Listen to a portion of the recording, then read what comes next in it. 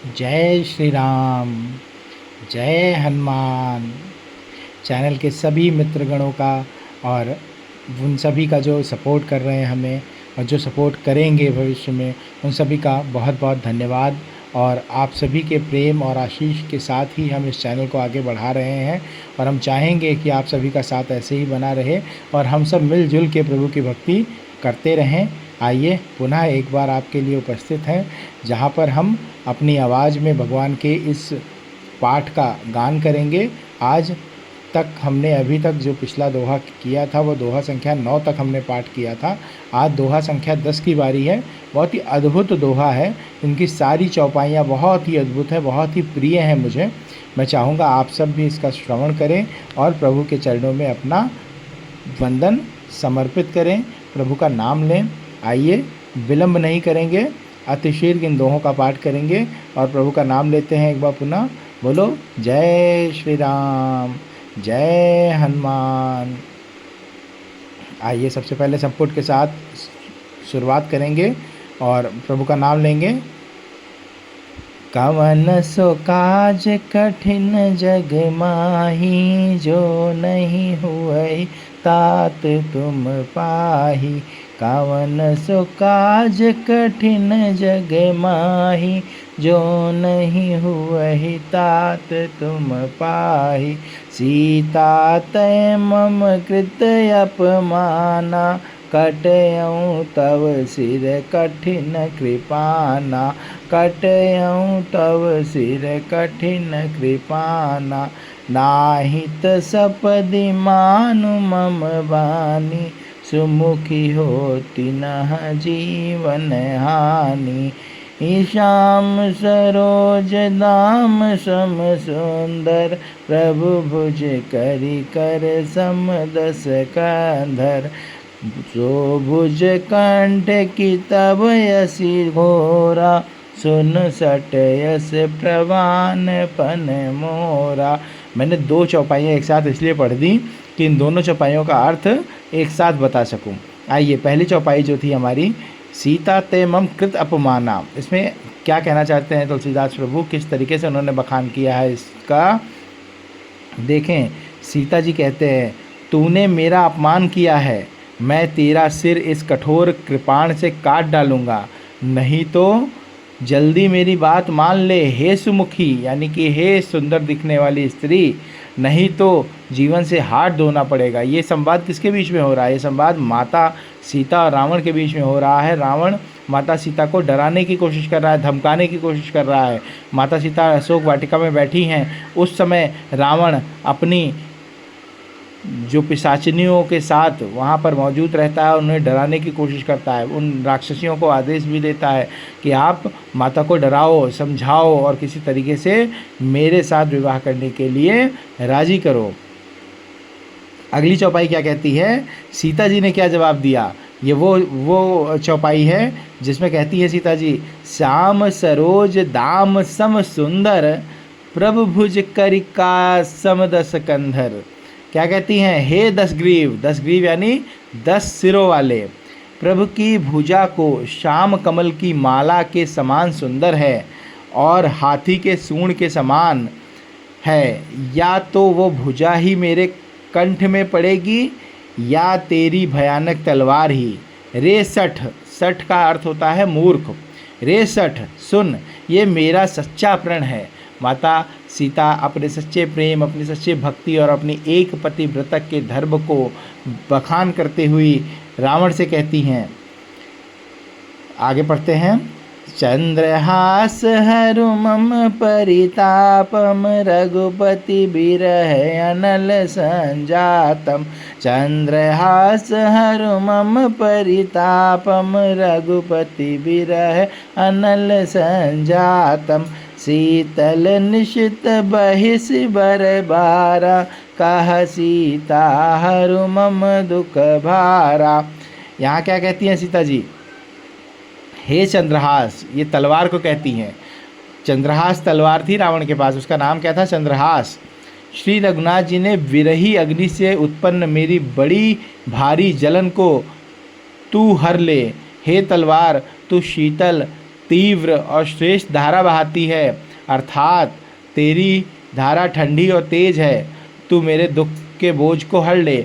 माता उस तलवार से कहती हैं कि हे तलवार, तू हाथ में रावण के है, लेकिन तू मेरी सहायता कर, मेरे प्राण ले ले और मेरे प्राण ले करके जो कष्ट मुझे इस समय मिल रहा है अपने प्रभु से दूर रहने का, वो कष्ट हर ले।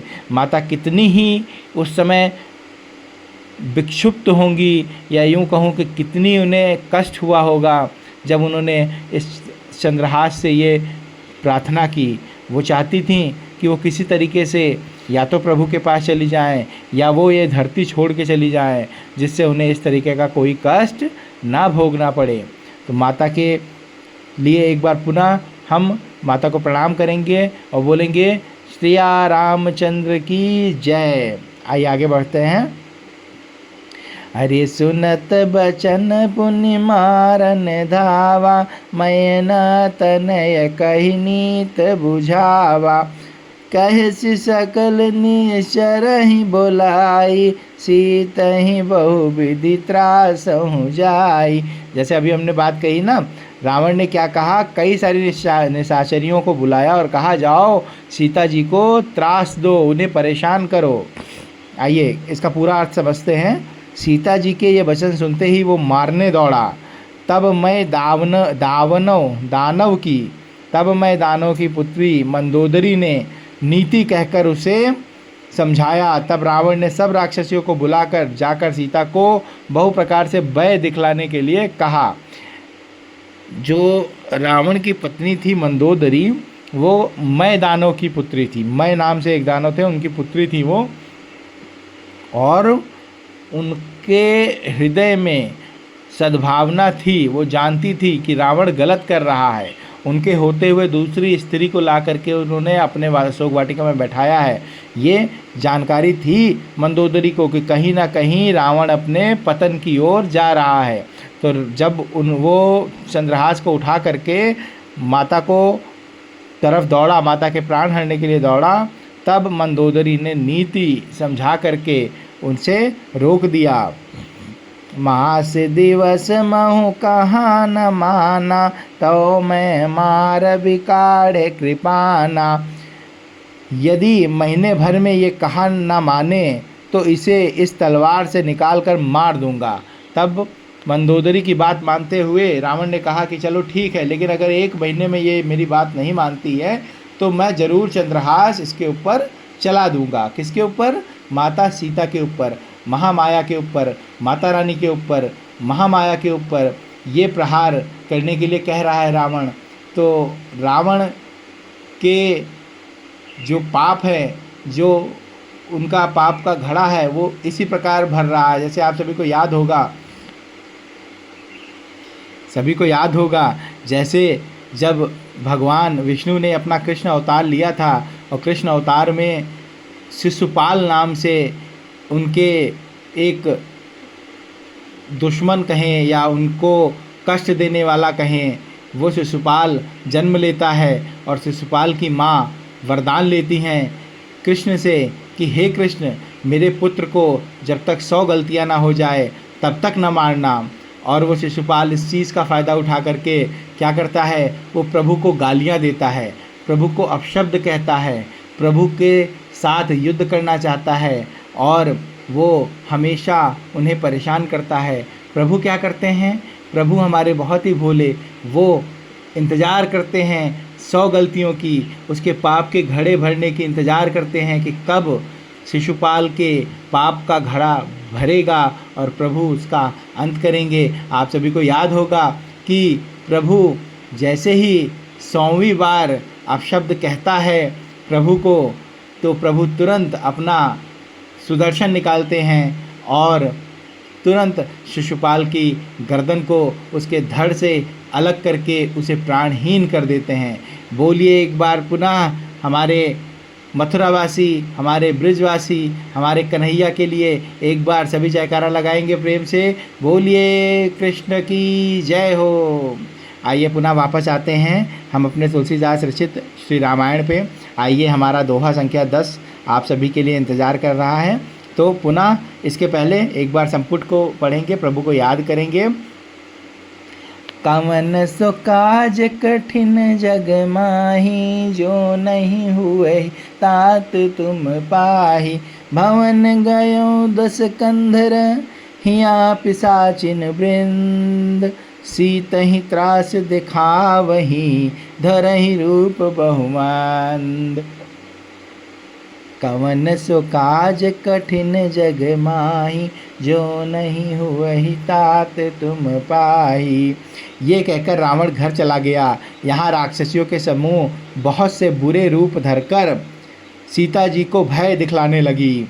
अब अगले दोहे में जब हम अगले दोहे का पाठ करेंगे तो आप सभी को उस राक्षसी के बारे में बताएंगे जो इस भीड़ में माता सीता के लिए अपनी माता के समान प्रेम दे रही थी और माता सीता का सारा कष्ट हर रही थी, सारा कष्ट दूर कर रही थी। अगला जो दोहा है, दोहा संख्या 11, उसमें माता सीता की सहेली और उनकी माता समान त्रिजटा का वर्णन है, त्रिजटा के रूप का वर्णन है, त्रिजटा के प्रेम और त्रिजटा ने क्या किया माता के लिए उस अशोक वाटिका में, उसका वर्णन है।